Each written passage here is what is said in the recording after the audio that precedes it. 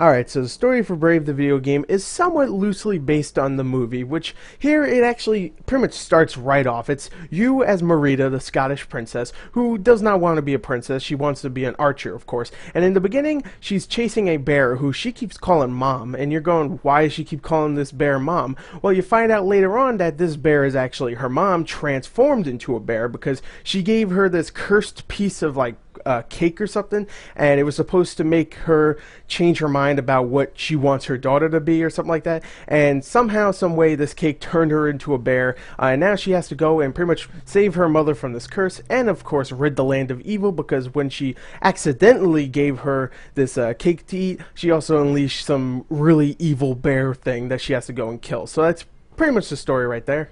So really, I have to say the story here is very, very bland and does not do the movie any justice, really. There will be times here and there where a cutscene will happen or Merida will start talking to herself, and I think these scenes are very amusing, but they don't happen enough, and that's why I think the story here is meh.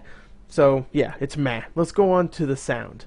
So now the sound, and I have to admit the voice acting here is actually really good, and the main reason why I would say this is because of Kelly Macdonald, who actually voices the main character Merida from the movie, and she actually voices the main character here as well, and she does a damn good job here. I mean, first of all, she's a great voice actress. She sounds really likable. She has a great Scottish accent. I mean, some people get annoyed by that. Me, I think it's a great Scottish accent. And really, she leads the game because there's really not many other voice actors. I mean, there's some here and there, very small snippets, but for the most part, it's her, and she does a great job with what she has. And the rest of the sound is actually really good as well, even though I would say the sound design is a little bit too repetitive at times. It still isn't annoying, especially when you have the soundtrack, which is actually really damn good.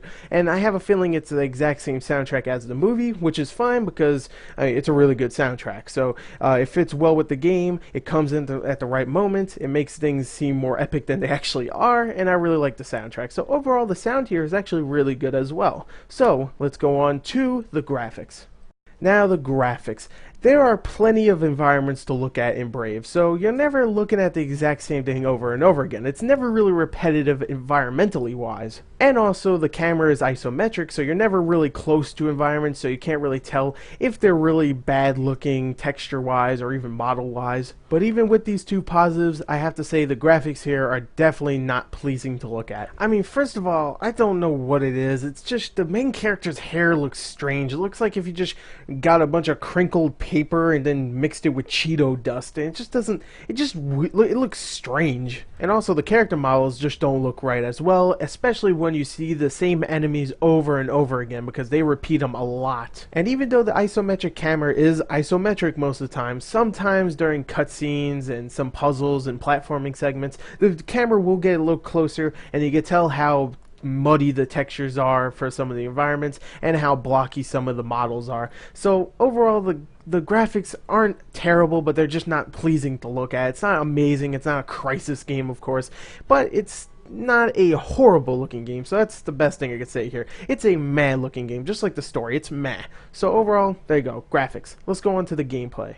So the gameplay is comprised of two segments. You have a hack and slash gameplay with your sword, which you played before. You just go around hacking and slashing enemies, whatever. And also, strangely enough, you have a bow and arrow, which serves as a twin stick shooter, which you use the right stick to aim your bow at any direction, and you use the left stick, of course, to move, and you move around aiming the right stick at any enemy that's around, and you pretty much shoot the arrow, and that's really, really strange, and it actually really works here. It's also really cool when you actually get more elemental powers for your arrows, and each of these elemental powers will actually affect certain enemies. Like if you get a fire elemental, you can actually hurt ice enemies, and if you get an ice elemental, you can hurt fire enemies. So it actually makes gameplay a little bit more strategic, which is something I really like. It's not just shoot, shoot, shoot, screw all the stuff. You actually have to pay attention and see which enemies are weakened by other elementals, which I actually really enjoyed. And while you're going through all 8 of these levels that the game provides you, you can acquire these coins from dead enemies and jars